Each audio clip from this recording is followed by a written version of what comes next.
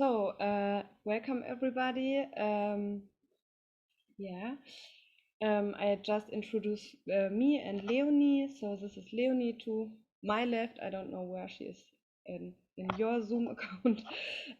She studies in Marburg and I study in Bielefeld. And this is a series from the anti-fascism department of the welcome everybody. Okay. I'm sorry, this was a YouTube live stream. Yeah, and this is a series we do about the current protest in Colombia. The first one was by Cindy Munoz from Cali. She told us about invisible people during the current protest. Excuse my English, please. And the next one will be on the 15th this month, and we will tell you later about it. So I'm very happy to welcome Eileen and Hanya, and welcome, and I'm very excited what you have to say to us today.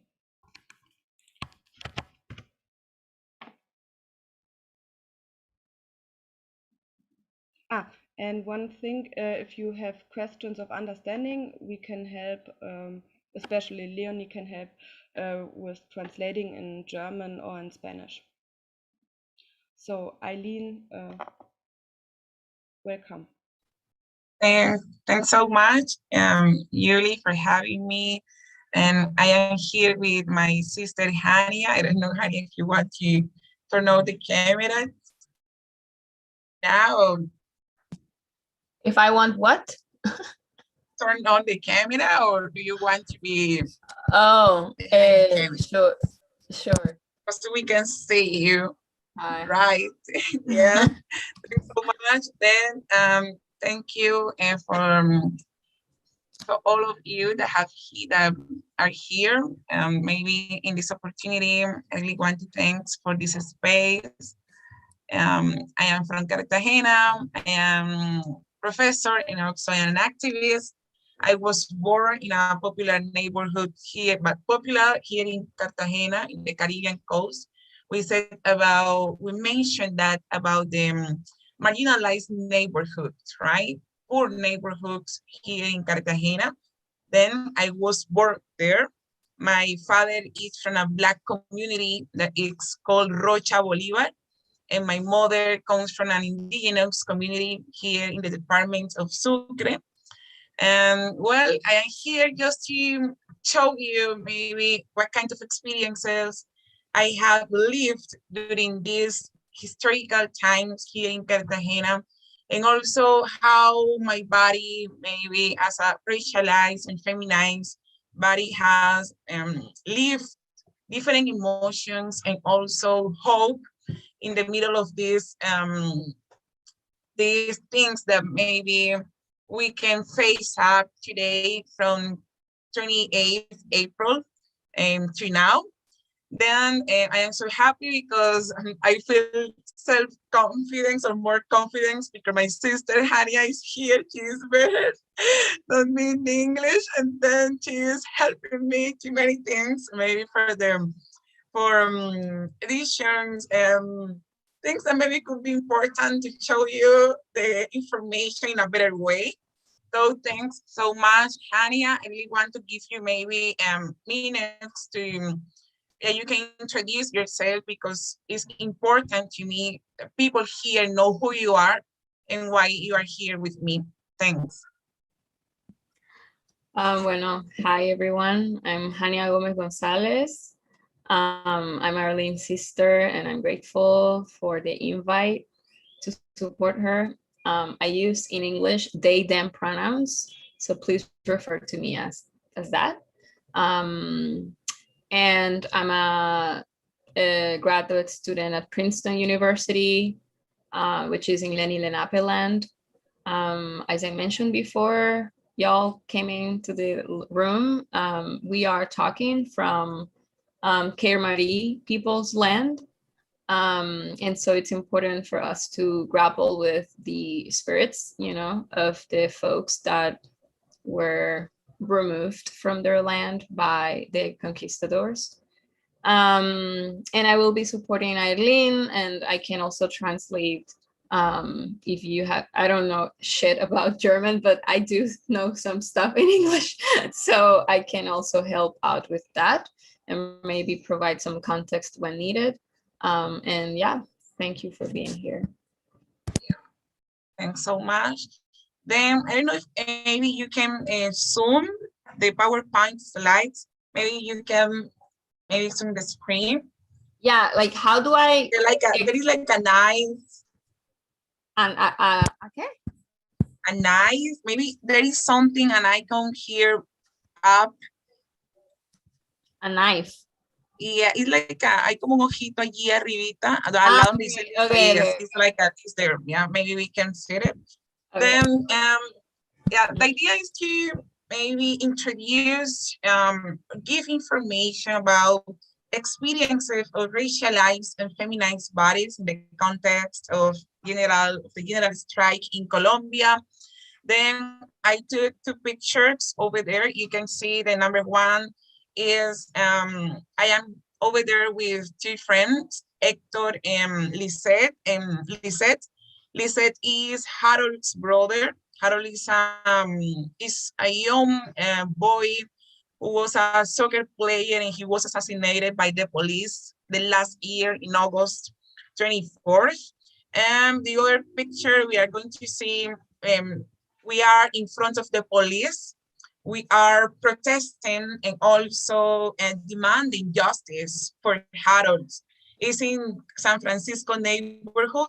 And my brother Ali, that he's a leader here in Cartagena, is speaking out about how this process about exclusion and also this racialized crime impacts more on Black bodies and also on people who live in poor neighborhoods. Then I am part of the movement, el movimiento de mujeres negras y barriales, that in English is like a Black movement from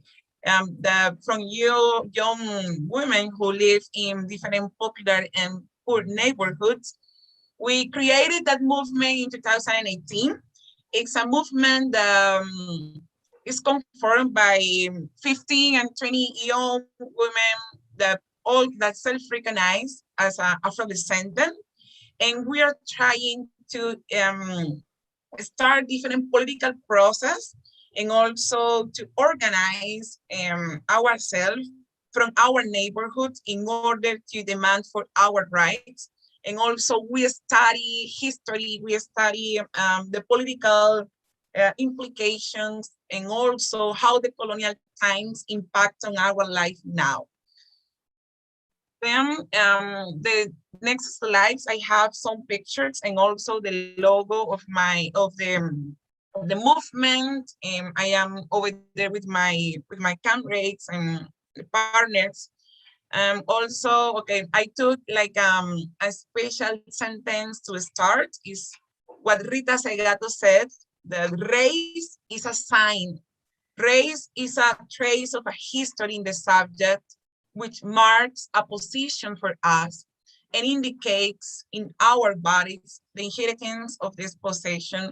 So I think that maybe race has impacted the invention or the social construction of race, has impacted on my life and also my friend's lives during all things that maybe could be all the time. Yes, because we know and we are aware of the being or was born in a racialized body or maybe in a different color of our skin marks a different history of your life and also change.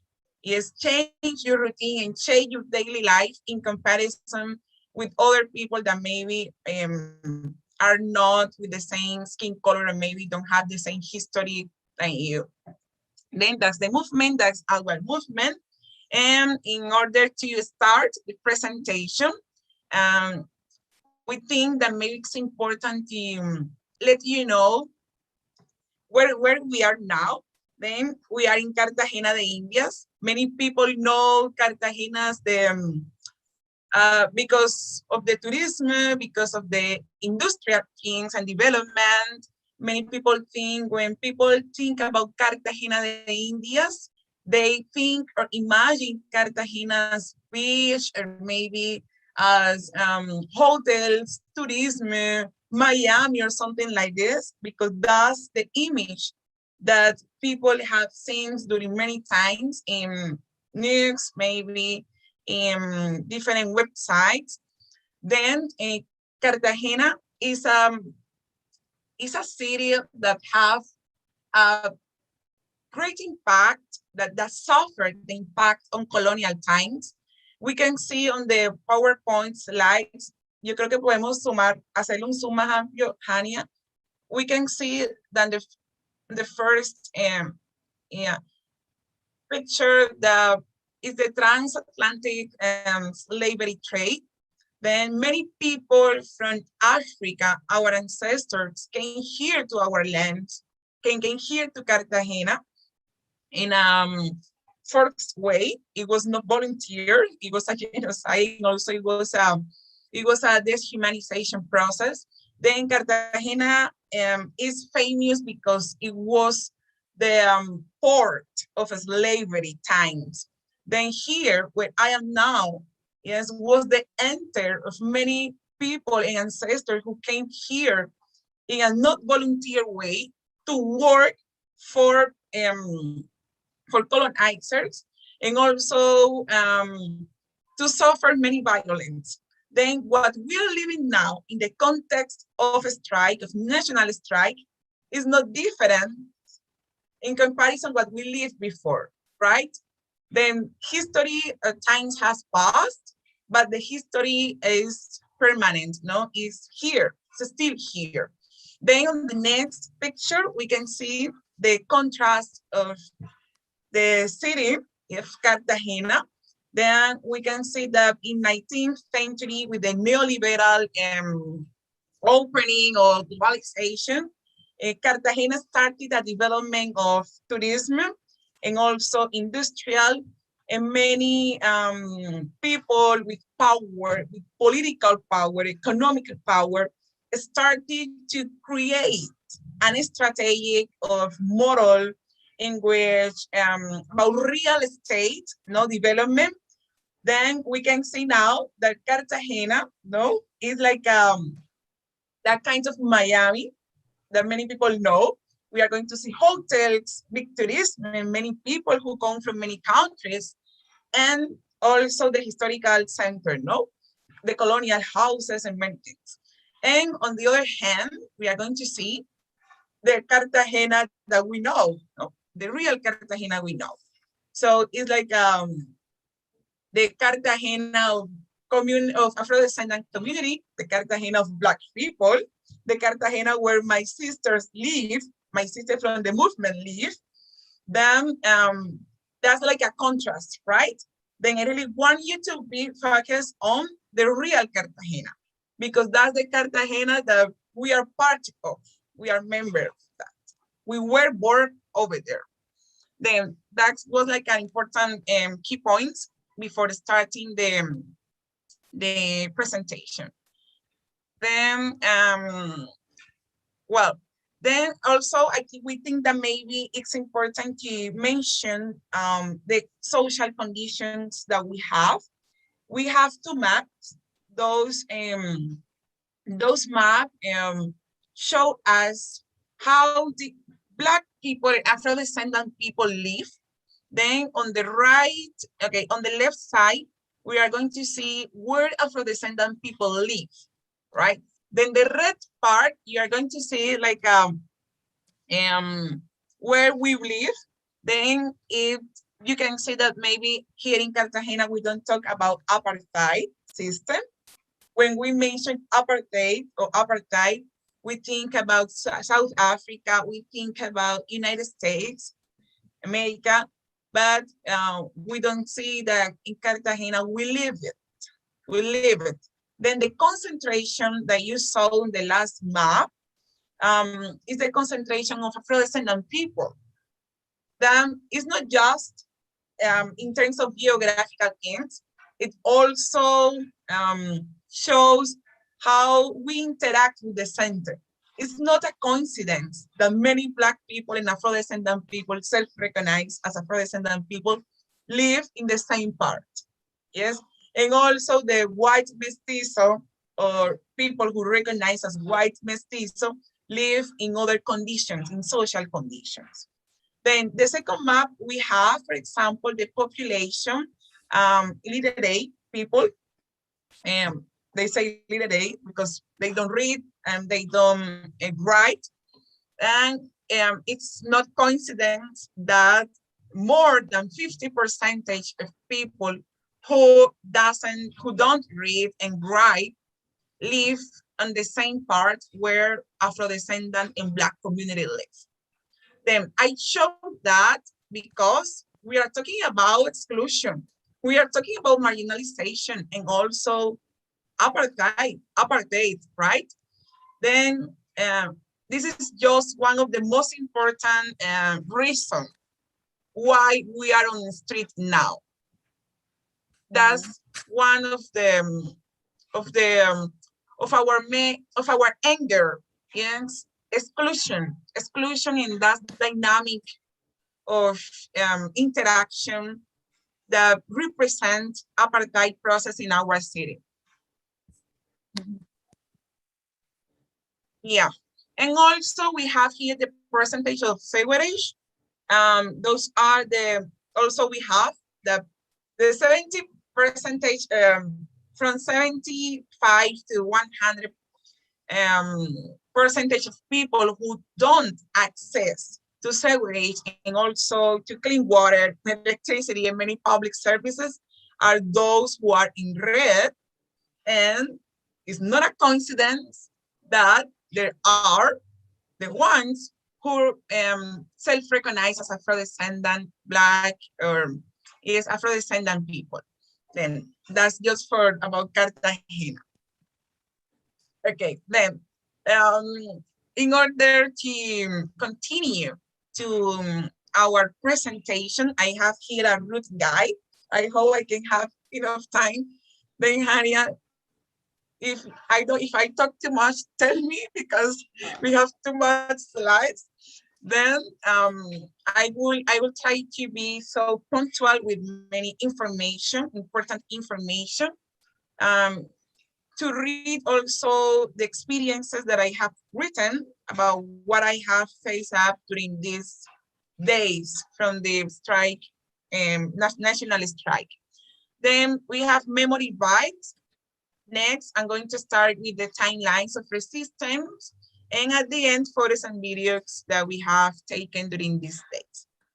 Well, as memory bites, we have this that is important that we cannot forget.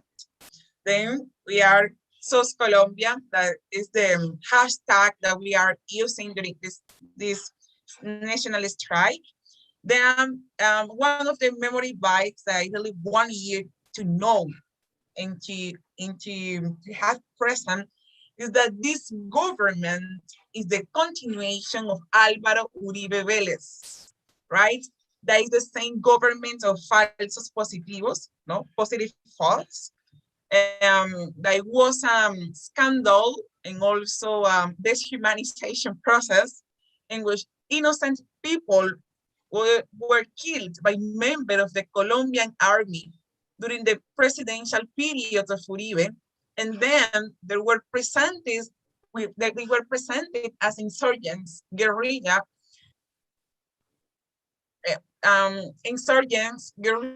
men killed during combat. Then the information from HEP, La HEP is the Justice Special Justice for Peace. They mentioned that there are around 6,402 innocent people killed, to boost statistics during the period of Álvaro Uribe Vélez presidency. Then it was from 2002 to 2008. And we were talking, Hani and I, we were talking that it could be more than those statistics or data. It's more than 6,402. because there are mothers still that are looking for their children in their son. So we are sure here as Colombia that that kind of number is higher than the have presented.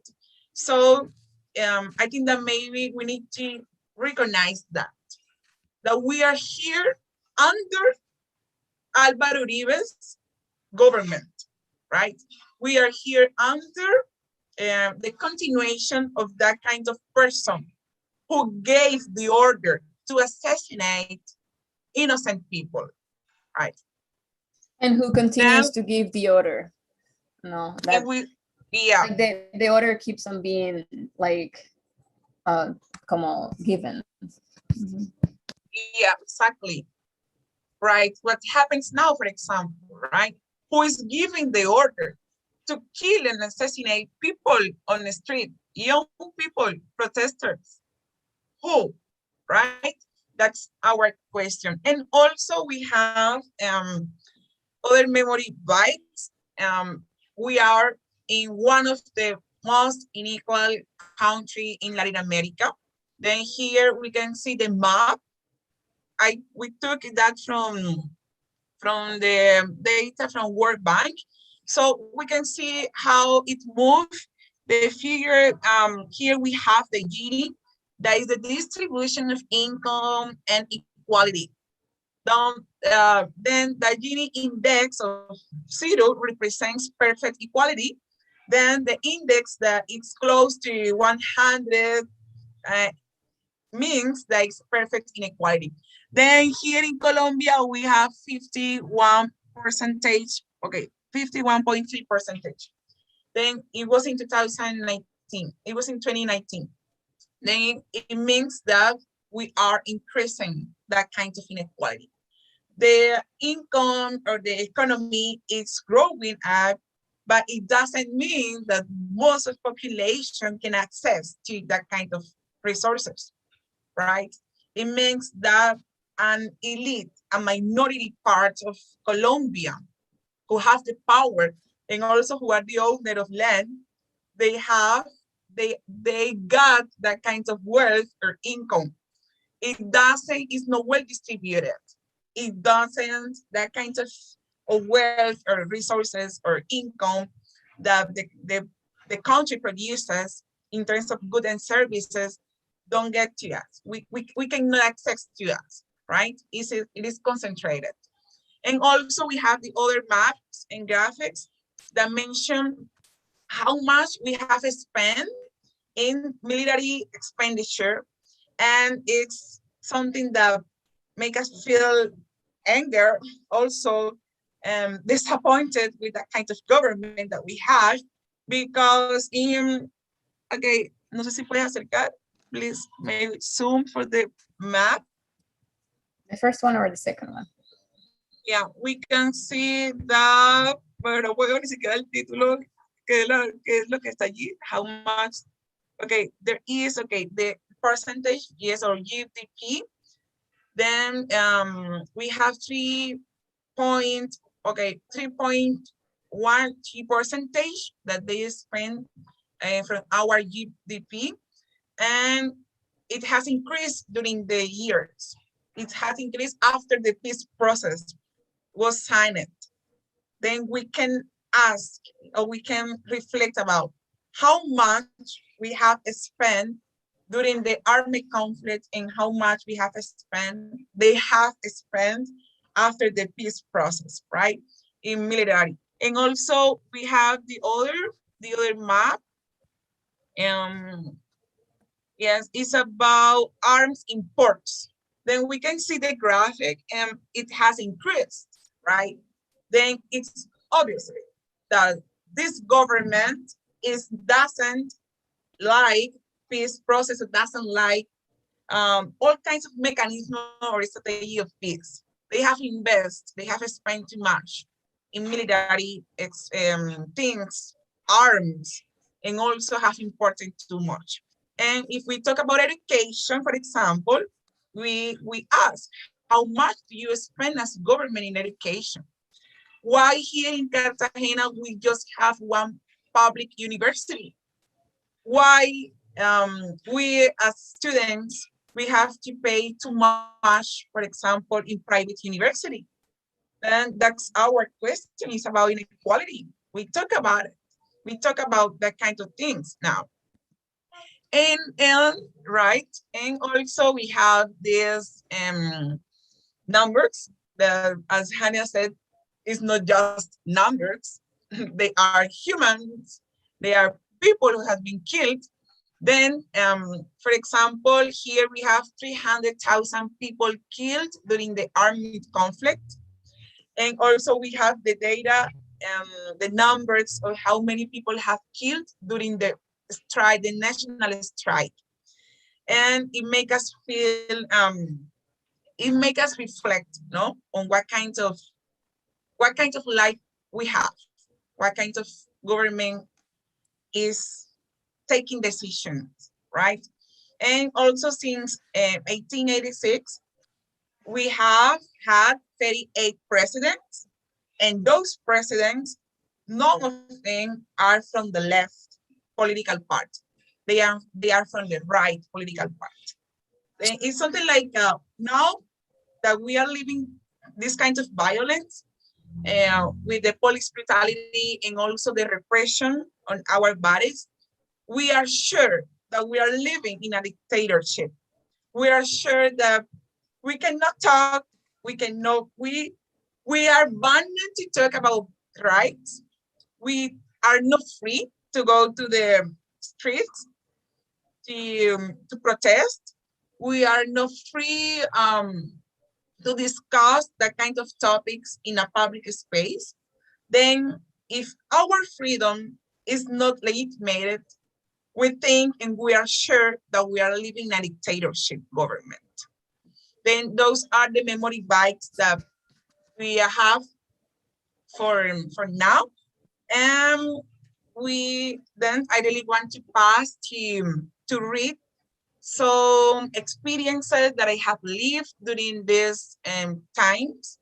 From 28th April, that was the day in which we started to go to streets. No sleeping well, with many nightmares, tired, but also with the hope that we are doing important things to transform the reality of this country as youth, as women, and also as Black communities. Mi amor, sí. Yes, expand. Yo creo que tú tienes que hacer como así para ampliarlo, pero yo no te expliqué, pero bueno. Sí, vamos con el del movimiento, the next one. Porque ese está un poco largo y no. 2000 what? ¿Este? Esa, el de arribita. Ah, sí, ese. Pero creo que está como muy abajito. So we have a timeline here that we created in order to show you while we are on the streets. And everything has started, bueno, ahí no se ve muy bien, mi amor. Tienen que subir un poquitico. We have started from 2020. That was the coronavirus pandemic. We started with many restrictions. Obviously, the government and the mayor here in Cartagena, they started to impose an evening time curfew, and also they started to militarize streets and neighborhoods to control the order, right? To control our bodies. Then we as movement, we thought at that time that the coronavirus pandemic was like an argument that military used to control our lives and also to kill innocent people with the argument that they weren't following the rules that the mayors done, right? Like at the curfew. Then it was like this. We imagine that it could happen from 2020 until now, we live here in Cartagena many incidents and also many events that have been related to innocent young people in Afro-descendant and Black people assassinated by the police. On 2020, we had Carlos Herrera Vergara. He was killed by the police in 21 September 2020. He was a vendor, Black man from La Esperanza neighborhood. There is no justice for him. He was assassinated by the police during the pandemic restrictions, right? Because he was in a party on the street, right? The same year, Andres Arturo Chiquillo was killed by the police, 27 years old. It was on 8th June. Afro-descendant young man from Ciudadela La Paz, Pozón neighborhood. Harold David Morales Payares, 17 years old, assassinated by the police on August 24th, 2020. He was a Afro-descendant football player from San Francisco neighborhood. From here, we started to take the streets to speak out for justice for him. And after Harold was assassinated, we saw and also an incident with an event in another neighborhood where Martin Elias Manjarres, 17 years old, was assassinated by the police. And during this year, in 2021, also, we are looking for our friends and our neighbor, our sister, Alexandrite Sarmiento Arroyo, that is a girl from our neighborhood that is disappeared from 11th March. She disappeared, she's a Black young woman that she disappeared in Punta Canoa, and that is a territory of Afro-descendant people that is regulated by armed groups and paramilitary groups. Also, it's a zone of trafficking drugs. Alexandrite Sarmiento Arroyo hasn't already appeared. We are looking for her. We ask, where is Alexandrite and why Black girls, what Black life for girls doesn't matter. We suppose that it's someone from another country, from another neighborhood, no Black or no Afro-descendant girl was disappeared. We are sure that the institutions and also the mayor was looking for her as soon as possible. Then where is Alexander? Those are the reasons that let us or that make us go to the street and also look for justice. Then that's like at the timeline. In order to continue to talk about the experiences, we have here some important information that I have written, like a diary that I started to write when I was on the street. Then everything started in 28th April. Mom calls me every day to know how I am, whether I am alive or not.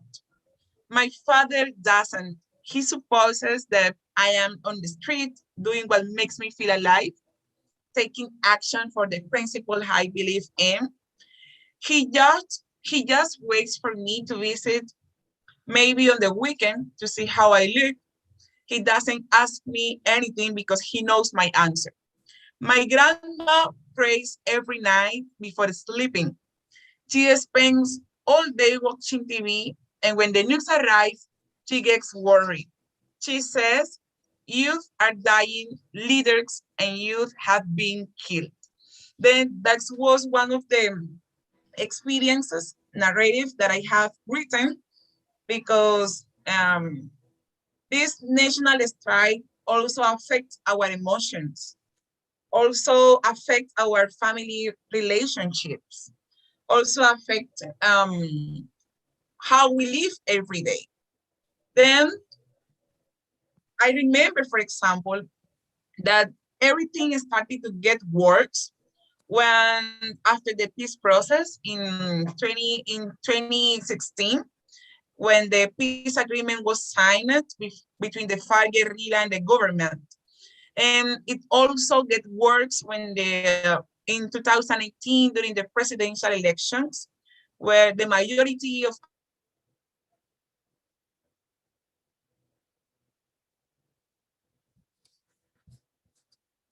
Hello? Did we lost Eileen? Okay, so, okay.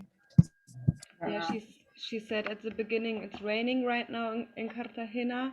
So when it's raining, the internet will be a little bit. that burned the skin of my ancestors. Eileen. Oh, no. Eileen, can you hear us? Baby. Eileen. So we didn't hear you. We hear you until you said that things got worse by the 2016, and then we lost you. You froze. So, and now we cannot listen. I think your mic is off.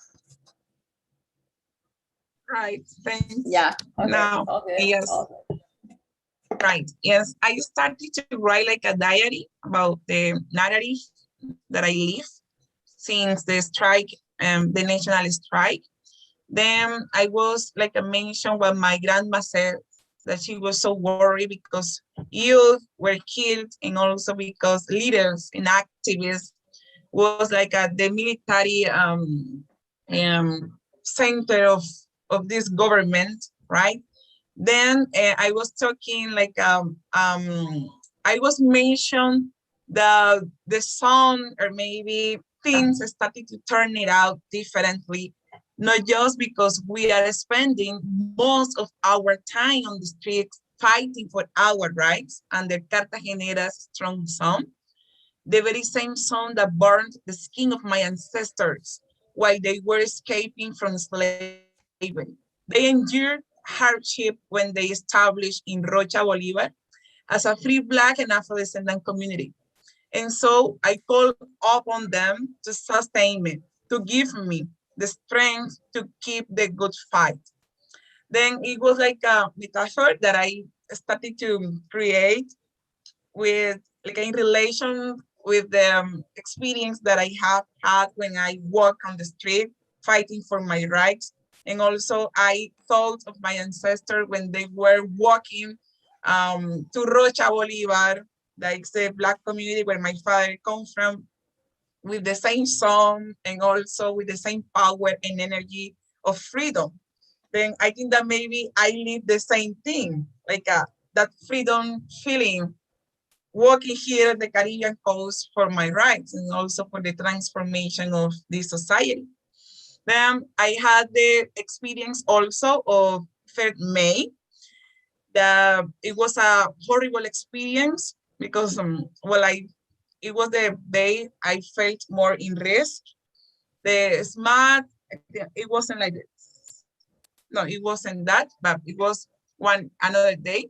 Then the 3rd May, SMAT and police arrived at the protest. They were more than 200 armed, using tear gas and attacking the peaceful protest. They have outlined or profiled who are the leaders.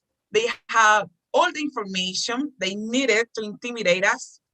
Everybody was running. Many students hide in those colonial houses in the center city.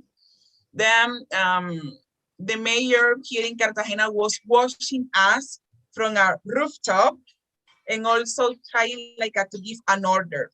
Then one of the young leaders, Andres, I have changed the name to protect him, was a Black man leader of a movement here in Cartagena.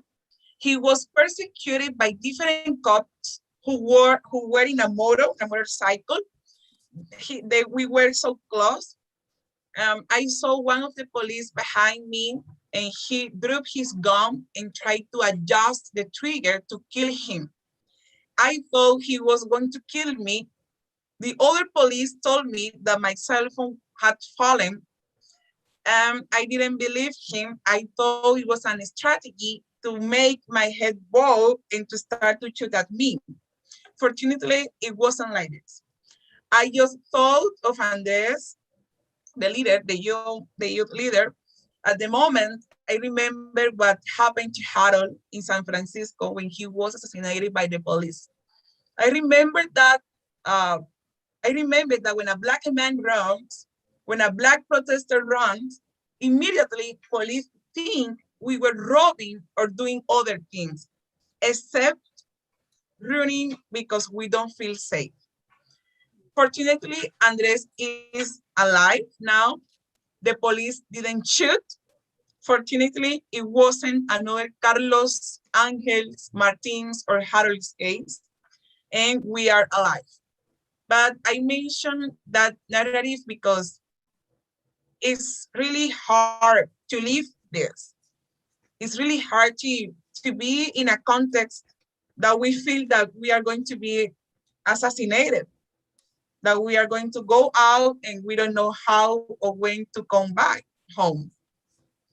Then we have other experience here, Hania. I don't know if you can pause that. That's the manifesto that we wrote. I don't know if there is the experience of 14th May, that when we were on the, no, there isn't, no, I think that maybe. 1st May. Hay más por 14th. aquí. Yes, if What there. day do you want? ¿Qué fecha? That, it's okay, it's okay. This Then one? 14th May, yeah, 14th May. Then space public has never belonged to us. Women, we don't feel safe taking a bus, a taxi, walking on the street. If that happened in times of false democracy, now you can imagine how it works in repression and militarization times. Allison in Popayán was protesting on May 12th, and she got shot after being forcefully detained and being sexually assaulted by 4 cops from the SMAT agents. Okay, the SMAT, I think that maybe someone explain what the SMAT means. The agents of them, I don't know, Hania, if you can explain that. The SMAT is the riot police in Colombia. That's what it is. Yeah. Then Allison, yeah. So Allison died, right? She was sexually assaulted. And we don't forget Allison. We don't forget this rapist government. And someone, as a candidate from the movement, said that when a cop rape us and assault us, they want to let us like a mark, a sign. They want to intimidate us and tell us that we don't have the right to protest and we have to stay at home. Then I think that maybe it's like a direct warning message, not just for the victims, but also for all the rest of women who are on the streets now. Then it's a message that try to let us know that if we take the street to demand for our rights, something bad can happen to us. Then it was something that also impact on us, because we know that a police station is not a safe place for us. Then on the picture we have a painting that we draw in front of the police station that we wrote like the rapist, you are the rapist, you are the rapist, and they delayed it the next day. The police officer, the cops, delayed it or cleaned the painting that we drew. It was 2 weeks ago. Then it was one of the experiences. And also I want to end with the manifesto that the Black women movement, creo que está mi amor, es the manifesto that we wrote for the tax reform. Remember that on 28th April, we went to the streets because we didn't accept a tax reform of Iván Duque. Then we as movement, we took the streets and we speak out and we said this. Then I'm going to read our manifesto, part of our manifesto.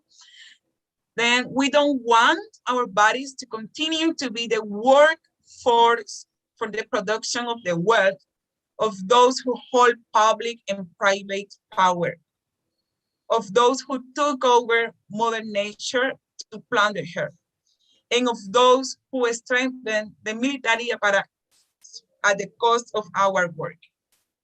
And if they have accumulated so much capital and at the cost of our time and energy, then let them fill the fiscal gap and pay the economic, social, and political debts of this country. Let the rich class, the landowners, the bankers, the owner of powers pay the debt. They are who are also white people who have been enriched by the long hours of work of Black, indigenous, neighborhood, peasant, and impoverished women and men. Then that was our manifesto for this national strike on 28th April. And that was like all things that I really wanted to show you, especially the experiences and also how we organize, how grassroots organization and collective, we are organized for this historical time here in Colombia, and also how these experiences impact on us as marginalized, excluded, or racialized bodies that historically we have been in the margin, like in other parts of the geography. Then finally, we have different videos. I have different videos that I want to show you. I don't know, Hania, if there is no veo toda está como chiquitico allí. Voy a ver si comparto desde acá. I'm going to try to share my screen from here to show you some videos. Let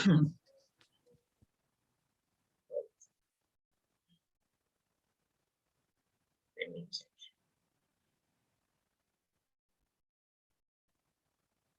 Wait.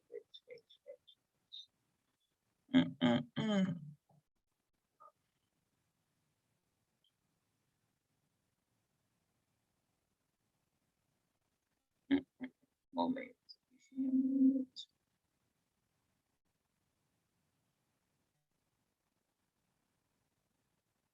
I am trying to look for that.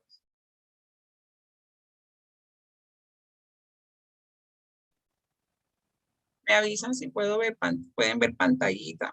Let me check if you can hear. We can see now. Like, let's try to play it. Okay, right. Then I'm going to show you some videos. Now,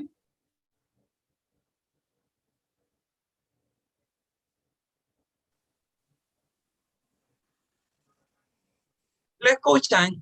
Do you listen that? No. No.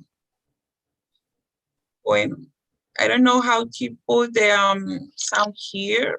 Julia. Or if you want me to like send me the link of that folder, and I can share that. Yeah, it's the same link that's on the slide, the final slide where it's photos and video. Okay. And maybe in the meantime, people can ask questions if they are, if they want to. ¿Puedes parar de compartirlo ahí, por favor? Yeah, voy, stop share. Yeah, okay, then, something like, we are going to wait for the videos, and also that maybe we can exchange information. Also, I can answer some questions about the experiences that we have had here in Cartagena, and how we have faced that in our organizations and movements.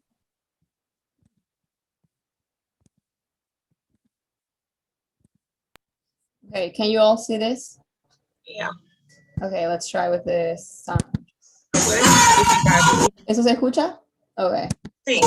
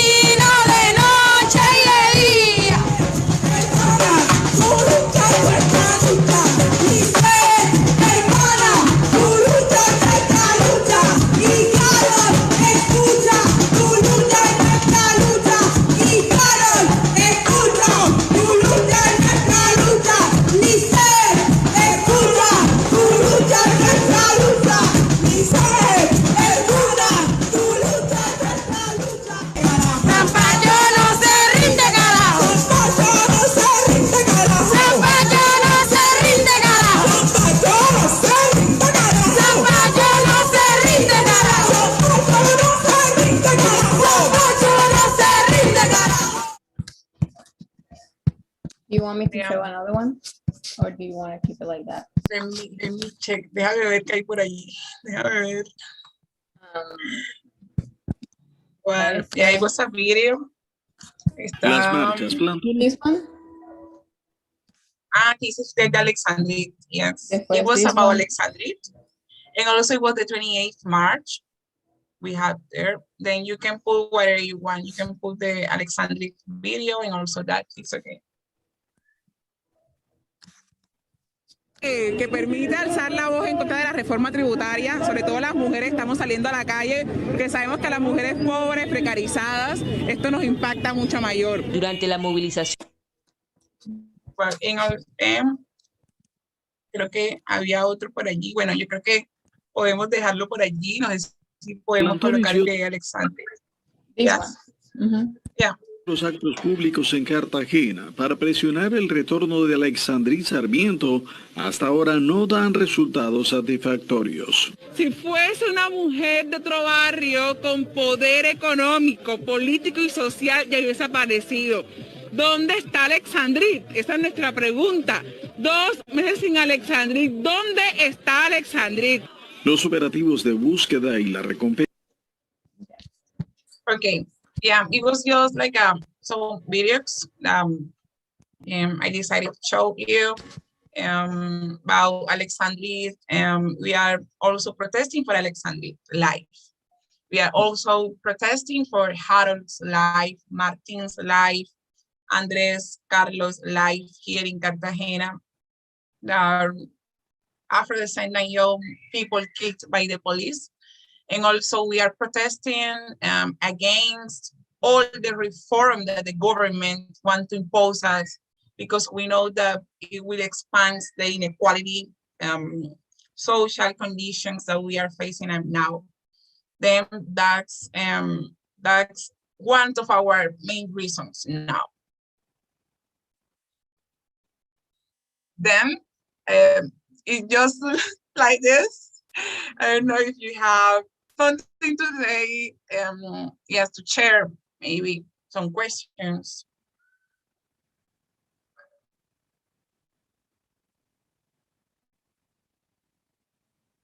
Well, I just start with a question. How is the situation today after like 1 month and 10 days or 9 days of protest? How is it today? How was it the last days? No escuché. Listen. Julia está preguntando que cómo han sido los últimos días de protesta. Yes. Okay. I think that maybe violence hasn't stopped. Violence, intimidation, threats on protesters hasn't stopped. Here in Cartagena, obviously, it's totally different because now the epicenter of protests is Cali, Siloé, and many media, televisions, and people are focused on that. But also here, we are living many things in that maybe we are trying to start dialogues, right, with the institution and also the committee, Students' Committee of Human Rights. They are trying to talk and also to dialogue about for not maybe for going to protest in a peaceful way and also to get the police respect our rights in our life. But it's really hard because we don't trust on them. It's hard to us to sit down at a table and to talk to them, to look at them. But I think that maybe violence is not going to stop until the government decide to hear us, to listen to us, and also to take actions, real actions, to transform this structural inequality and system. Because it's not just about reform. It's not just about reform the police or maybe the SMAT. It's just also about taking decisions about to transform and change the economical system. Because we are sure that this economical system is that impacting our life. Obviously, we want the reform of SMAT, the police. Yes, we don't want more police. We don't want more SMAT. but also we want structural changes. We want that kind of transformation.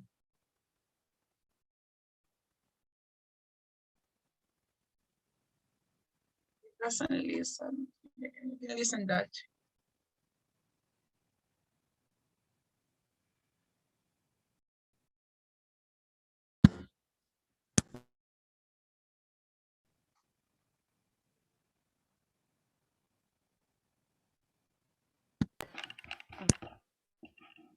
So somebody wrote in the chat, I can just read it.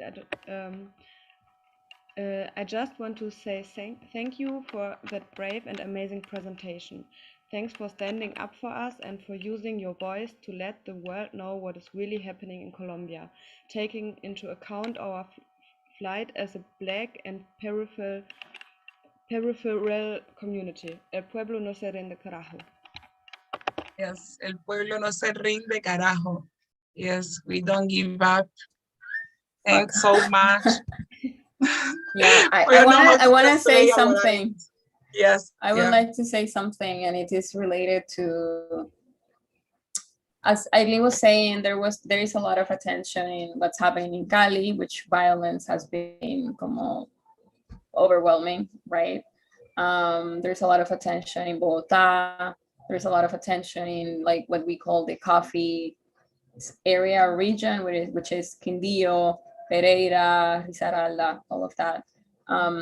And I think that it's important for us to take note that direct violence, what we consider direct violence in the sense of, you know, a dead body, someone that went missing, someone whose life was taken, is completely directed to the status quo in a city like Cartagena, where the violence, you know, it's ongoing, but it's like diffused in the social tissue of the city. In a place like Buenaventura, where there is not even a hospital, of the second level hospital where people can go and be attended by, you know, proper through proper resources. So it's like it's dangerous, it's important, but it's also dangerous that we focus on the many deaths, right? When, you know, when a life takes value, when that life has ceased to exist.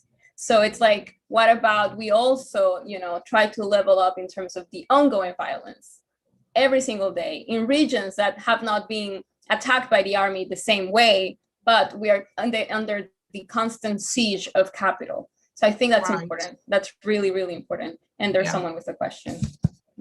Yeah, right. Yes, Ángel Quintero. It's not a professor. Yes,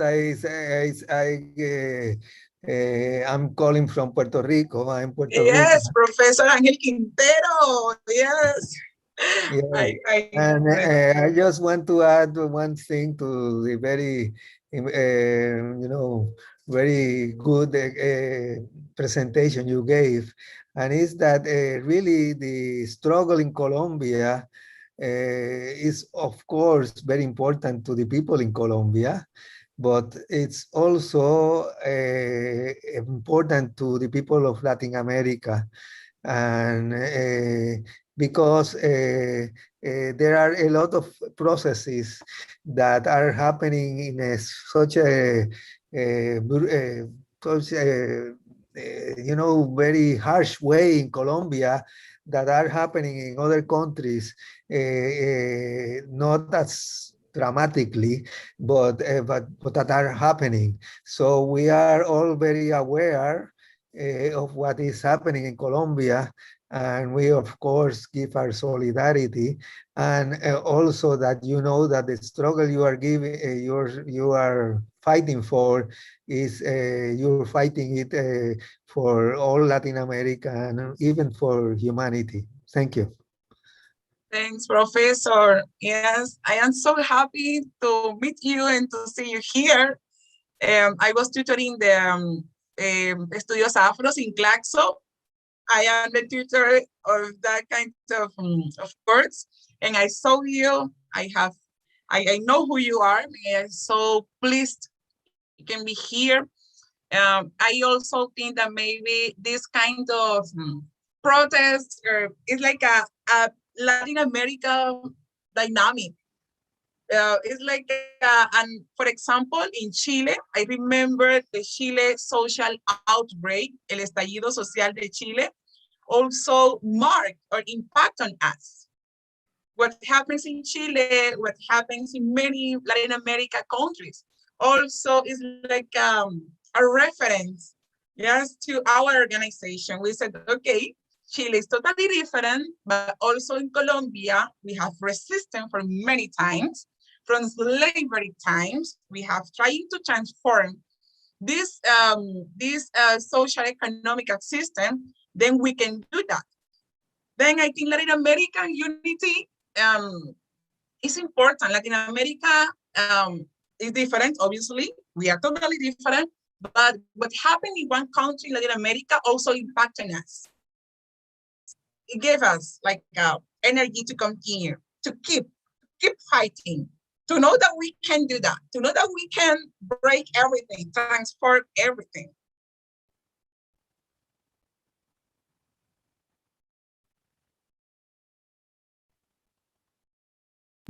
I think in the same, and I'm gonna be really incisive with the race issues because I think that in many Latin American countries, and particularly in Colombia, sometimes, like, I don't know, we have like the paradigm of, you know, race violence is the US. And of course, the US is it's an empire, right? So what the media produces and how it even like the activism, which is really important in the US, like what is produced, sometimes we get to compare in the same way, like with the same analytical tools, the race relationships that are happening, for instance, in a context like Colombia.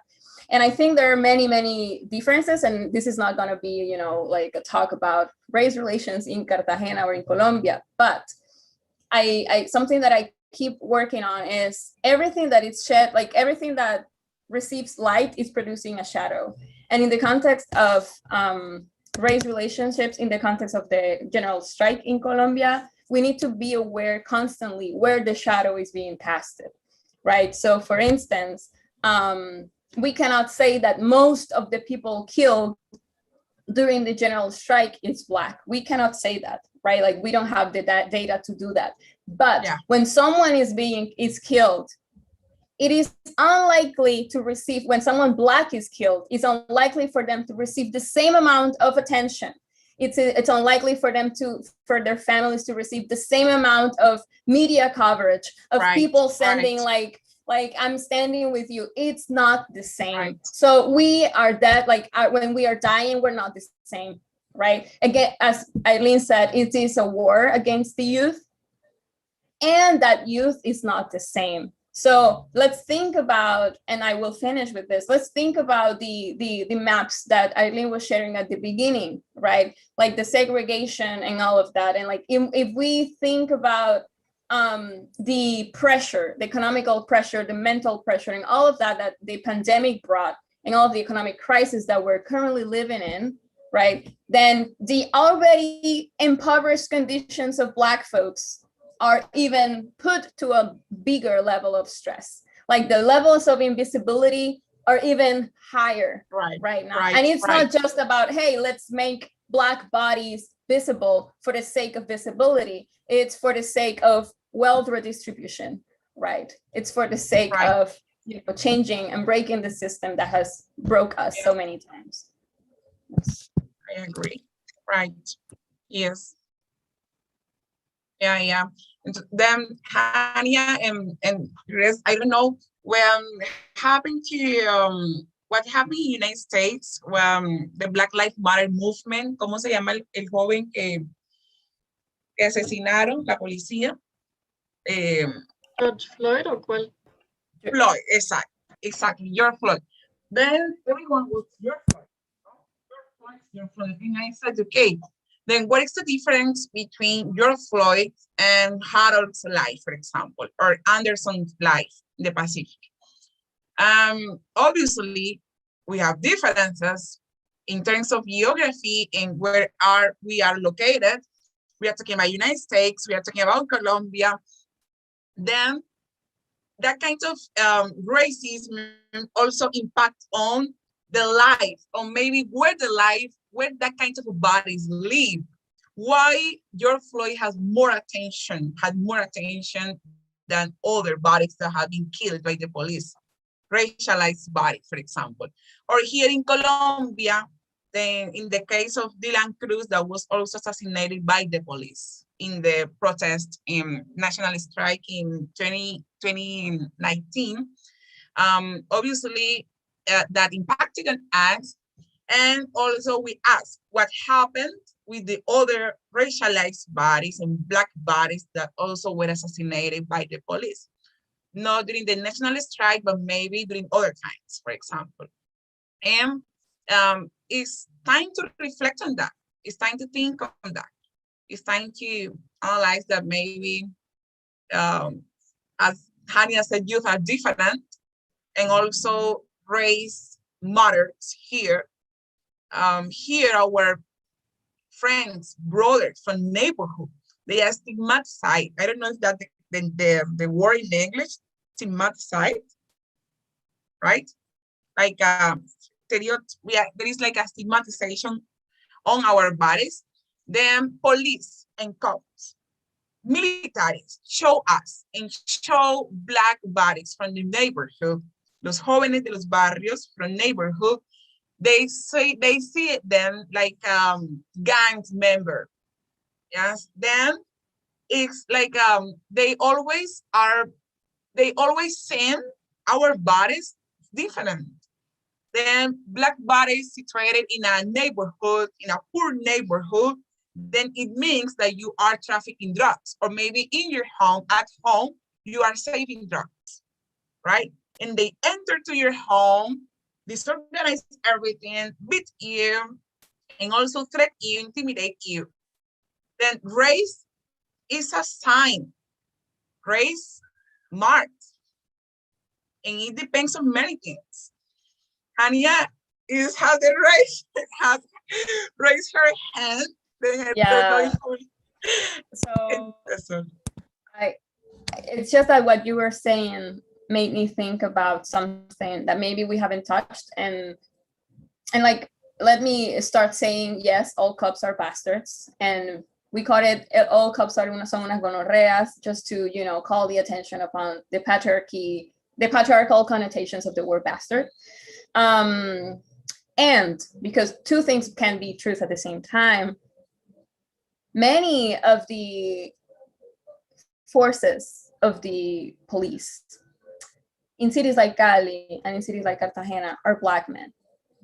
And I know that for me, at least, that's a tragedy, because they are also caught upon the lack of opportunities of wealth redistribution, where going to the police and enlisting in the army, it's like it's a way out of, you know, poverty and crisis. And so, like, I think 2 weeks ago, there was like this really terrible situation in Cali, in like I don't remember what region it was, but an armed police, a Black man, was shooting at people. He was like dressed as a civil, and he was shooting at people. I think 2 people were killed by him, and then he was like, people started chasing him, and he was lynched. And that's how the news were framing it, right? Like, and not the news by the big outlets of, you know, like, that are with the government. It's just like, that was the form of framing that death, which was lynching. And someone, an anarchist that I used to follow, said, this gives me calm that people, he said, like, this gives me calm, the fact that people are not, you know, following this idea of like all lives matter, but just taking quote unquote justice in their hands. And I thought, I was baffled. And not because I'm like, oh, all lives matter and all that bullshit.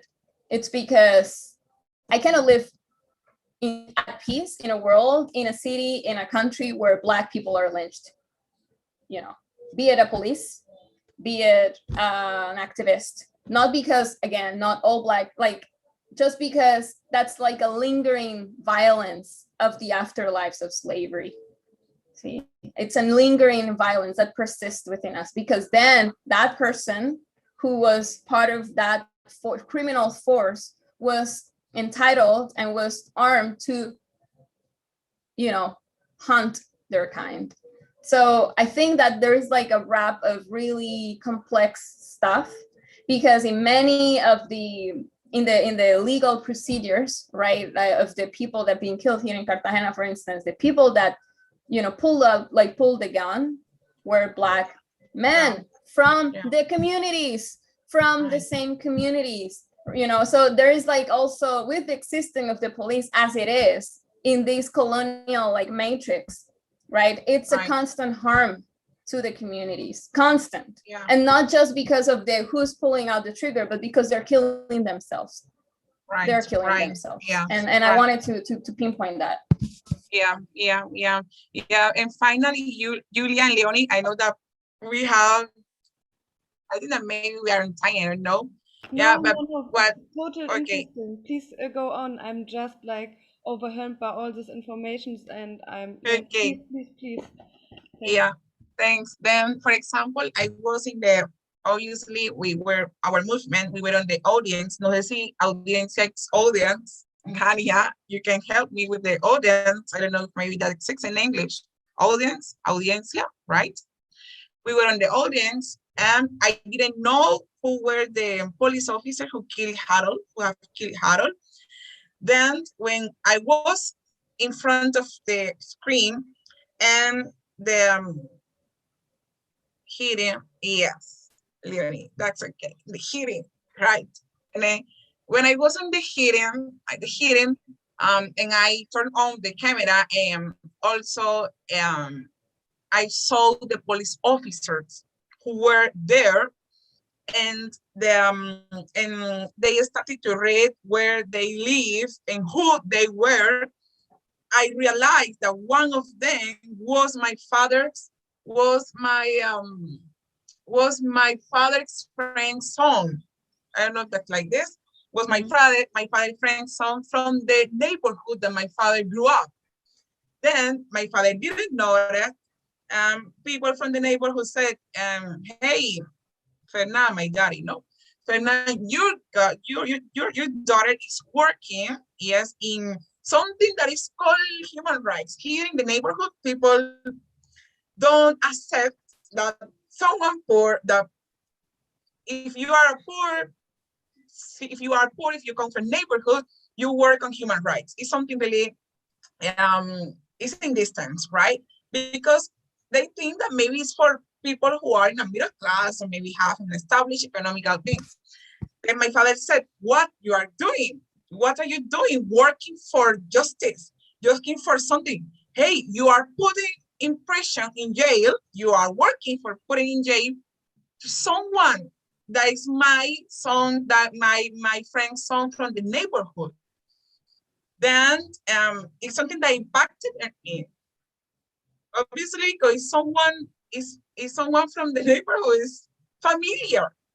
He was a black he's a black police officer. Then when I shared my the objective of this speech conference dialogue to Julia, I sent her and the introduction that what does it mean to be a black young woman activist and be surrounded by violence, armed conflict, and be part of a system of inequality who ask and prepare other black young people and poor people to shoot against other black and poor young who are marching for their rights. Then it's like the system, right? I am not fighting against my brother who is in the police. I am fighting against the system, institution, inequality, right? And that's it. And I should I add something? Can I? And it's that in the colonial like heritage of a city like Cartagena, we are taught under the idea that, you know, there is an equalization between being Black and poor. And so you have to push away from, if you push away your Blackness, you're pushing away poverty. That's that's how close those two notions are.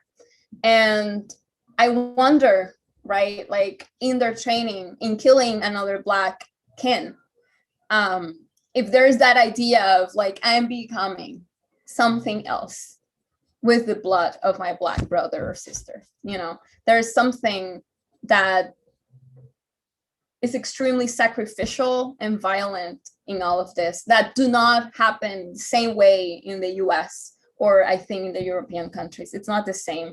And so we need to, you know, our profound critique, and in my case, I don't want to reform, I want abolition, right? Like we need to think about the intricacies of the context, right? We need to think about what are the rituals, right, that are being enacted when a Black policeman kills another people of their neighborhood, of their city, right? And like what are the type of projections that are happening in there? Like, have I gained the label of patron, which is like that colonial inheritance of calling like the Mr., like the Mrs., right? Like, am I gaining those wings of like gaining a sort of freedom within this system, which of course is a trap, because that's not freedom, right? So yeah, Leonie, you wanted to. First, thank you very much. You are all saying a lot of inspiring things.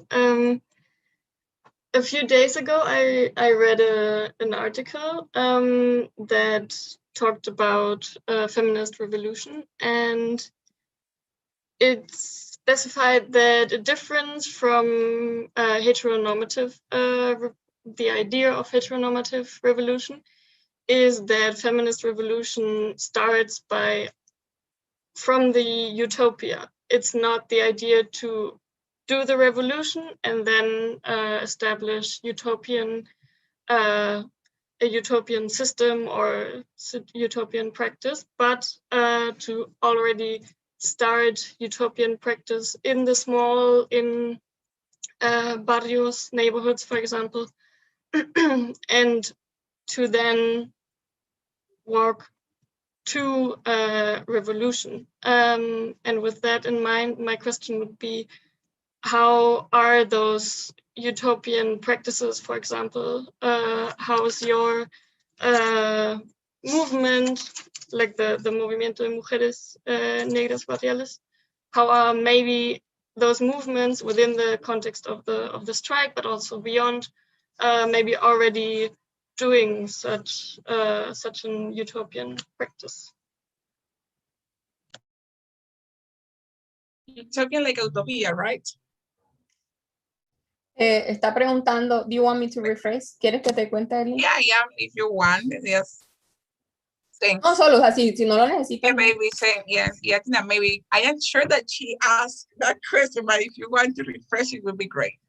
Lo que Leonie está preguntando es que dentro de las ideas como sobre las revoluciones feministas, no se piensa que la utopía es algo a lo que se llega y que está por allá lejos, sino que más bien algo que se actualiza en el presente, en el cotidiano. Entonces pregunta desde el movimiento de mujeres negras y barriales, de si hay algo de esas prácticas como que están reclamando la utopía en el presente. Yeah. Yeah, well, I'm going to try to answer it. I really love to think and reflect before speaking about this, because it's something that made me feel so passionate and also with many feelings to me.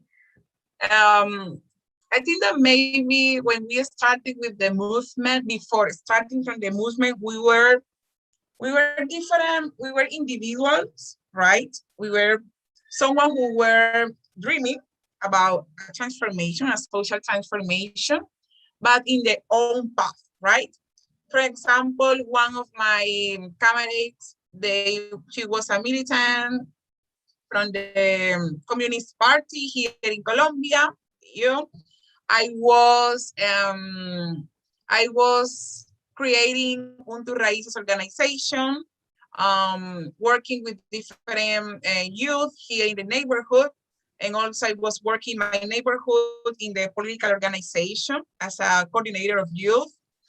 And other of my comrades, she was part of another organization that we were like indifferent in their own path, right? But all of us, like with the dreaming and also not dreaming, with the identity that we were Black, Afro-descendant, and women, right? All of us, we were aware of that. We were aware of that. Our experiences in our neighborhood were totally different in comparison with the other girls from the country, from the city. Then once we met, just in a conversation, we met and we said, we talk about racism, we talk about feminism, racism, white feminism. I remember that. And we had in common in our reflections that we didn't feel represented with the feminism, with the movement, feminist movement here in Cartagena.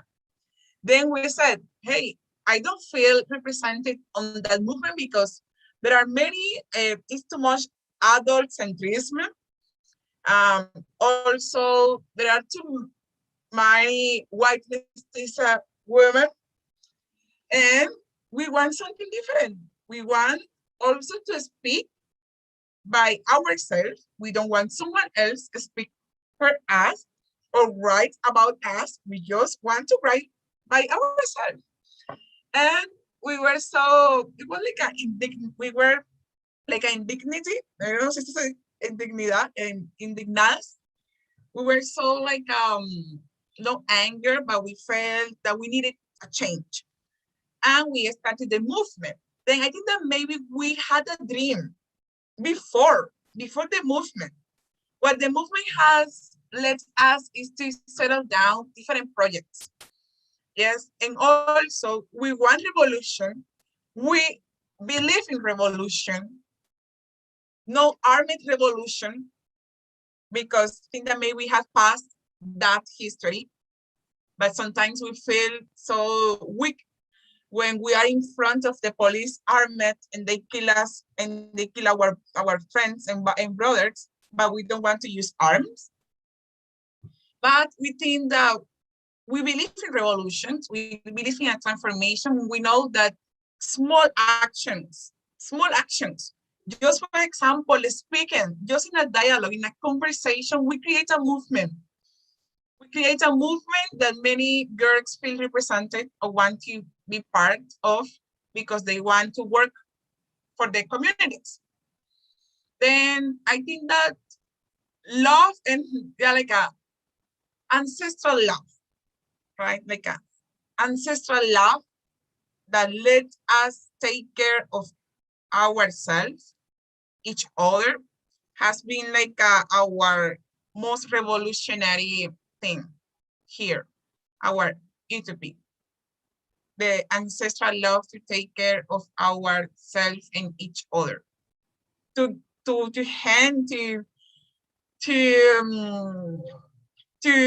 give a hug with love. To be with Hania here, for example. To love her, him, her. To love many people that are our sisters and brothers. That's like our utopia, our revolutionary love, ancestral love, Black love, and ancestral love. Maybe taking from what Eileen has just said, I think that there's something really interesting going on in the national level, which is, you know, in the scale of the state, of the nation state, there's always this idea of hardship, like, oh, it's hard to, you know, basic rent, like it's hard to provide for people. And we have as a country like really ingrained that idea of like that ethos of work, of like Protestantism, like you need to work so you have a dignity and you are a good citizen, of that bullshit. And what has happened with the paro, with the general strike, is like what I've seen, it's a redistribution of not wealth, because it's not necessarily the wealthy, but it's like what people have. It's like a really primitive communism. And I use that word, that phrasing consciously. I was raised Christian, I'm not anymore, but like that thing of what the primitive church was, that how it was called. And it was like rich people and poor people, they put what they had and they just shared it. And I think that has been happening with the communal pots, the potlucks, right, around the neighborhoods, with the sending to people that you don't know, that you don't have to see, you know, like trusting beyond respectability politics, which means that you don't have to say, I'm all of this, I'm so good, look at me, I do all of this, please support me. No, it's like people in Siloé need this, send it over. People in San Francisco and Cartagena are needing, you know, yuca, plantains, meat or whatever, send it over. And I think from the line that I've been engaged with the general strike, which has been that one, which has been like, okay, call Arlene, what do you need? I have people in the empire that might send some money, and like, let's take advantage of the like exchange rate, right? Like, okay, so we need art and crafts and supplies. Okay, we can send that, you know, and that's been really interesting, right? Because then it's not just like, at least for me as a Black non-binary person from Cartagena, which has some legs in the US, it has been, how do we make this circulation of, you know, money and resources not just centralized to the places that have gained visibility? And I think that total, like that constant awareness of where are the resources being allocated, right, that are and that it's paced by trust. Like, I have friends that have said, I trust you, they gave me $200. And I, of course, will give them like, hey, I did this, I sent to this one, this person, this person, this person. But like that level of trust, and that's what it's generating, like the movements of those resources and that allocation of resources. I think that's amazing, you know. And I think it's also possible because it's not on the level of the state, because it's not on that scale, because it's the scale of the affects. As Eileen was saying, it's in the scale of love, but it's a love that is faceless in many positions. Not colorless, not colorblind, but it's faceless in the sense that it's not like, it's because it's Eileen that I'm gonna give them this money. No, it's because that's the movement and they need this, you know? And I think that's how utopia, you know, like actualizes in this general strike. Right. Yes.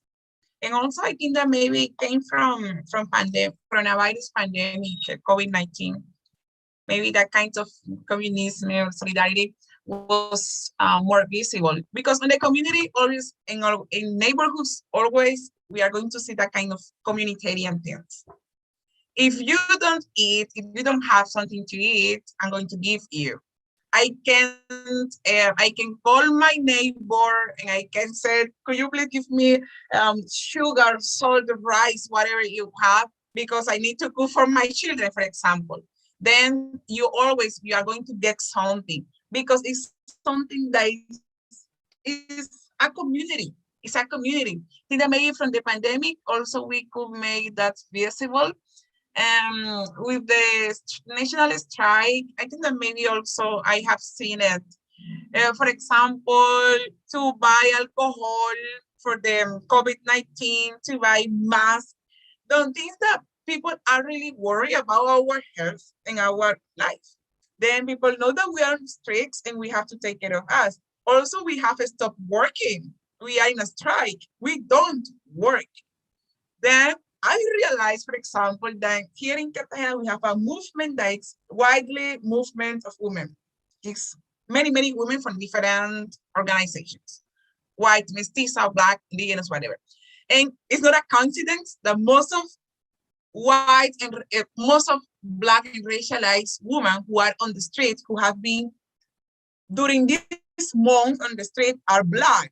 Then it's not a coincidence that in the movement, the open woman movement, most of people or women who have taken the risk to go to the streets to protest are Black and Afro-descendant women.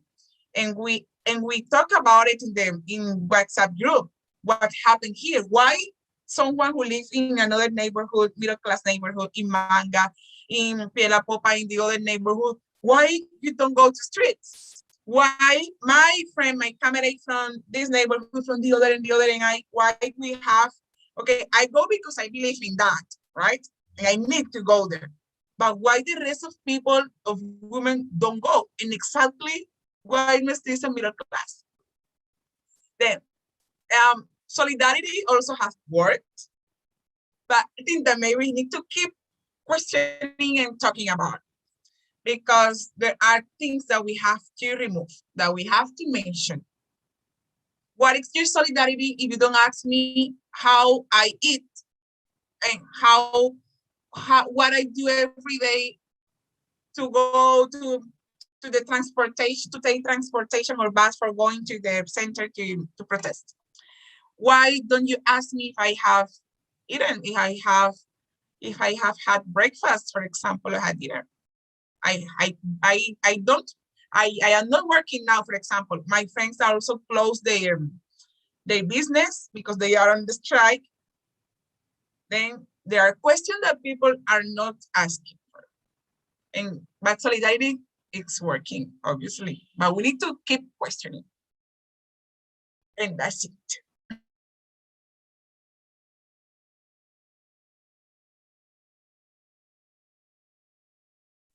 Yeah, white feminists. Oh, sorry. No, Professor Ángel Quintero, are you there?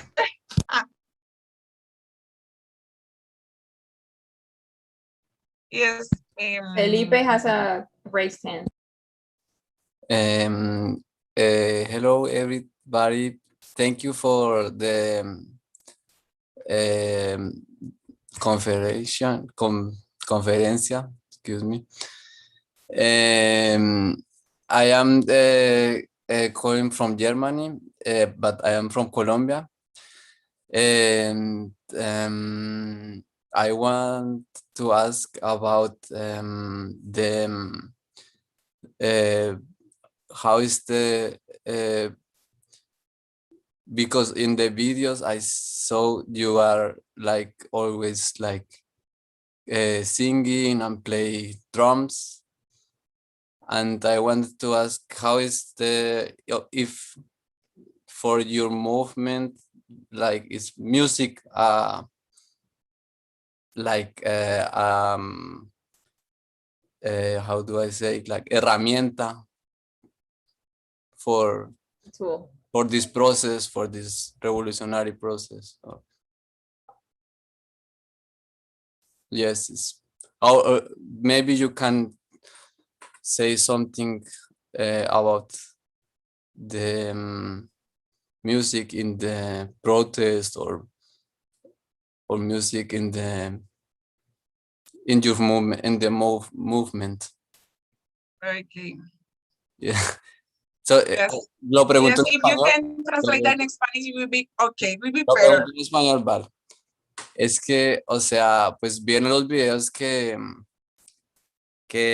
están siempre como cantando y tocando tambores, y pues lo que se ha visto ahorita también mucho en los videos de las demostraciones en Colombia es que se está como usando mucho esto, ¿no? Como los tambores y la percusión. Entonces, pues quería preguntar cómo ha sido la experiencia en el proceso de su grupo. Si digamos como como si se está apropiando, por ejemplo, de la música afrocolombiana, o si se está usando esto como una herramienta para estar ahí en la resistencia. Sí, muchas gracias, Felipe. Muchas gracias for the question. I think that maybe it's an important question, because I have realized during these days that Afro-descendant music here in Cartagena, we said champeta, no? It's our music, it's our popular, yeah, it's the music that we have here in Cartagena. It's called champeta. Es muy movida, ¿no? Then, for example, my partners, comrades from the movement, we are so, there is plenty of joy. We are sad, obviously. Sometimes we are anxious. Sometimes we can't sleep. Sometimes we have nightmares. We need to breathe in, out, and do many things.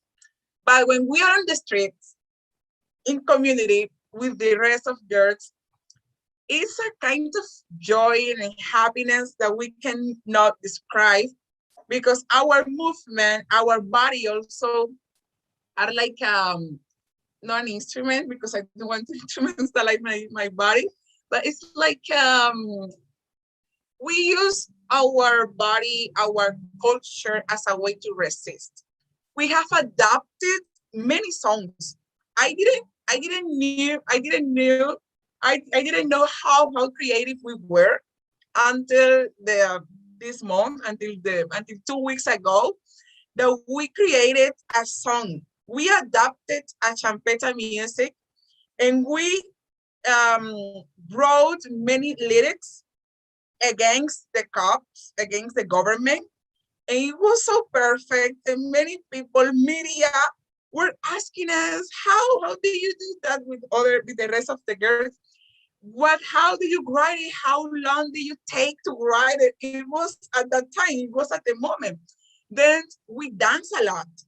Then dancing, music has been so powerful to us to resist.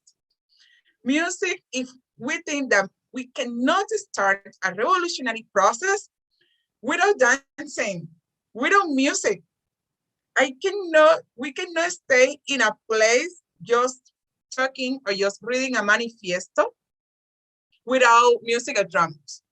For us, our resistance is music. Our resistance is the sound of drums that make us move and put like in Spanish, it's like a sabor, flavor. It's not, but it's not flavor, no? It's like it's our joy. I think that maybe dancing make us resist, or let us resist. Dancing and music, champeta music. If I had the opportunity, I'm going to send you maybe for WhatsApp, I don't know, all the videos and also the music that we have created and adapted. It has been so amazing, and we enjoy that. While we are on the streets, speaking out and singing the arengas, I don't know how that is in English. We are happy because we are dancing, and dancing is freedom. When my body dances and moves, I feel free, like my ancestor used to do at that time. Then, yeah, it's resistance, Felipe. Resistance, music, dance, drums. Okay, thank you. Maybe if you can share also the text that you write, like, or if you have this in paper. But the videos is also nice to. Yes. It has moved.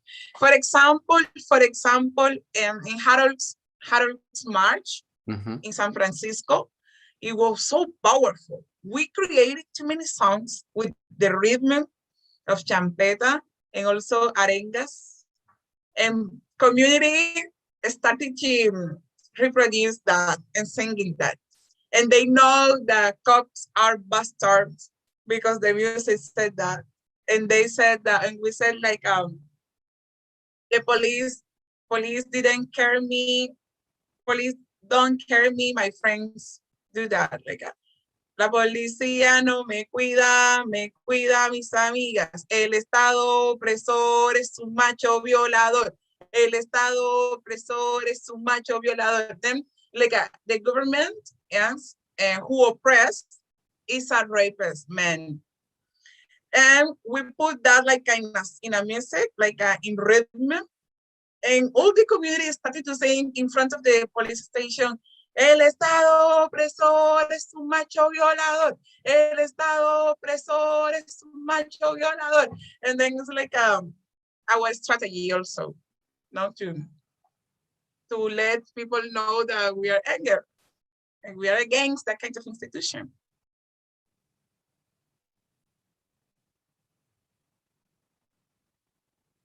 Yes. I think something to keep in mind, and my like blew up the party, but it's people who are not Black or of African descent or who don't identify themselves as Black, they should be aware of, you know, why is it easier to appropriate music? Like, oh, this sounds so good, I'm gonna dance to it, but not necessarily take care of Black lives, right? Like there's a gap between, you know, the symbolic and living creations of Black music, like what Arlene is saying, and like people tend to, you know, it's like take the music but not the people, take the music but not the bodies, take the music but not the communities. So it's like, what if we with each chant we keep, you know, reckoning with the communities and the bodies that created those and that are referring to those chants, right? And it's like, I cannot, like, appropriation would be much more difficult, right? Because it's like you're not making that slice, that cut, that clean cut between the music and the bodies that produce it and that are produced by the music, because we are produced by the music, right? And not in this neoliberal type of multicultural fucking way of like, oh yeah, Black people, they're so joyful when they're being killed. Like, no. It's because we are not, you know, we are from something that it's beyond and before death, right? We are before that. Like our legacies are not only death. And so that's what kept us surviving and struggling across centuries. But people tend to forget all of that and take the music, you know, and profit from it actually, and make, you know, t-shirts, which has what has happened in the US and it's still happening here. So it's like, let's keep the bodies aligned with their productions, and let's respect that. Yes, I agree. Yeah. I don't know if maybe to end, Anya, you can show a video that maybe most of them were Black. Well, most of people who were at the march and protest were Black. And we adapted a song that is called, let me check, no sé si lo puedo compartir. Is it in the Google Drive or is it in the presentation? It's in WhatsApp. I can send that to WhatsApp. Yeah, send it to me. Pero no sé por qué aquí no puedo colocar audio. I don't know why I cannot put my audio here.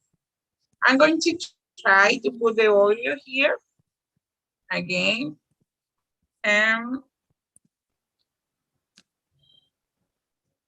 Yeah, no sé si tengo que hundirle algo. Vamos a ver. ¿Escuchan? No. No.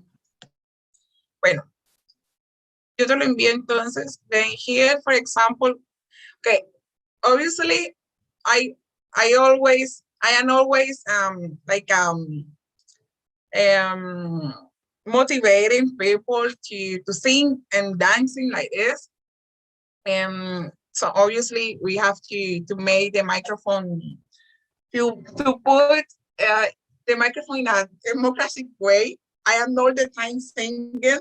Also, many other girls go there. But I really want to show you this picture because I am here with one of my comrades from the movement, and I was so happy. Then we were like marching because of the rapist, what happens to Allison, I think so. I don't remember well, but we were singing and we were dancing. We spent all time singing and dancing. And also my friends from the neighborhood, they dance a lot. They love to go because they can express their bodies. They can show what they feel by another way, not reading, no writing, for example, but showing what they know, no, what they like to do.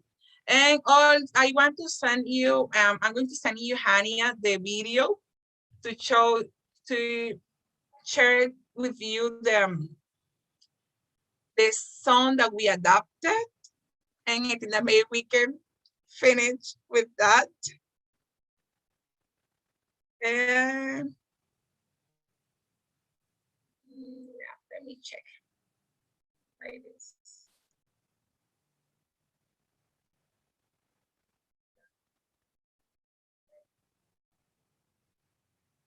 If you have something to say while I am looking for that, it could be better. Yeah. Before we end, before you show us, I want to thank you very, very much. I'm still overwhelmed by all the smart things and inspiring things. Yeah, everybody of you said, and I'm very, very thankful. Excuse my English. uh, yeah, that we had you here as our guest, and I hope that many people could see that video afterwards and yeah, listen also to the smart things you had to say us. Also, yeah, the presentation for me was very, very helpful to get an overview about what happened, and I'm yeah glad for the questions which were asked and answered. So thank you very much to participate and yeah inspire us so much. Thanks for the invitation, Julia and Leonie, Andrea. Thanks so much. Okay, this we adapted the song Campeta that it's called okay, I said that it's called Llega Llega, no? It's like a llega llega, llega llega. Así que llega, llega, llega, llega, llega, llega. Cuando yo llego, el tombobeo, viene bolillo, represión y bolillo, ay qué locura, maldita dictadura. ¿Y cómo dice el pueblo, esta vaina está dura? Llega, llega, llega, llega. Y bueno, y ahí está como, that's the song, ¿no? Pero mi amor, si quieres lo adelanto un poquitico como en la mitad, que me sale que ir por allí, ¿no? Por la mitad, no sé, como tú, como, no sé, como donde tú lo des, ahí esté, donde llegue, Okay. ahí esté. So please, someone can send like a signal if y'all are listening, okay?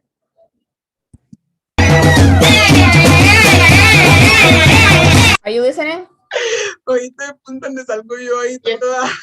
Se escucha, sí se escucha. Se escuchó cuando lo puse. Sí, se Okay. escucha.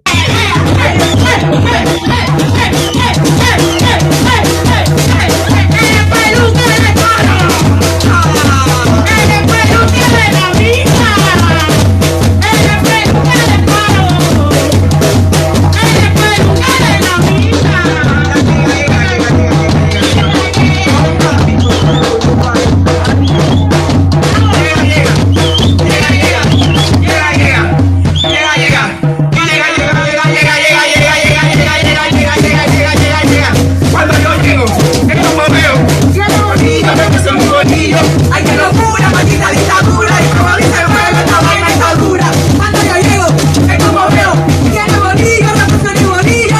Ay, qué locura, maldita dictadura. Y como dice el pueblo, esta vaina está dura. Cuando yo llego, es como veo, tiene bolillo, me puse mi bolillo.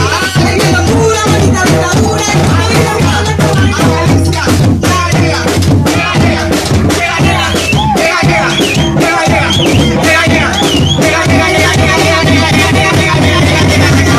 esta vaina está dura. Tiene bolillo, represión y bolillo.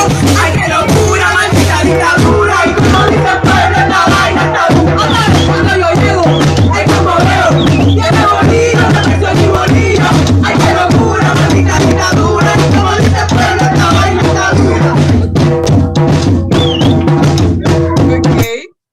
Then that's the llega, llega. Como que, come on, llega, llega, come on. Then we created that the day before in a blog. We were blocking the industrial zone here in Cartagena for more than 12 hours. We were standing over there And in the morning, we were so bored, and we got like a listener speaker, I don't know, and we started to adapt it the song. And it was so interesting. And that's it. Then that's it. Llega. Really Andrea good. llega, Andrea. Andrea llega. Yeah, it sounds like a really really nice protest. Thank you very much for sharing it with us. Thanks you having me. Thanks for this space. So grateful, and it's amazing to share our experiences. Yeah. Well, Thank you so much. Yeah. The video is very good, and it's it has a Yeah. lot of energy, the protest, and yeah, like you said it, you're doing it to music like Resistencia, and I love it. Really cool. Thank you, Hanya. Sorry when I mispronounce the name. Also for being here and help us and help Eileen, and yeah, it was really amazing.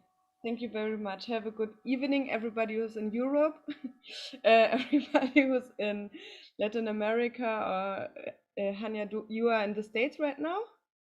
No. Okay. Cartagena. Also in También. Cartagena. Okay.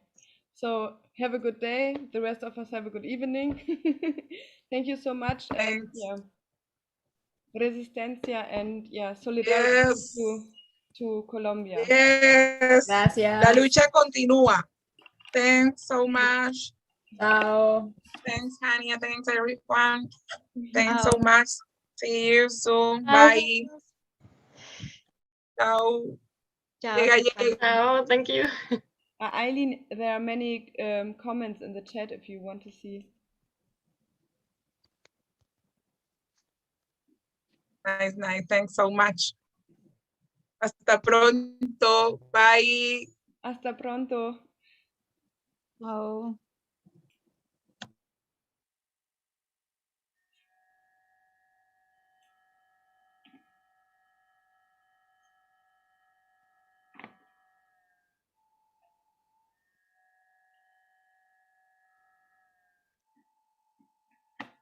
Oh, ja.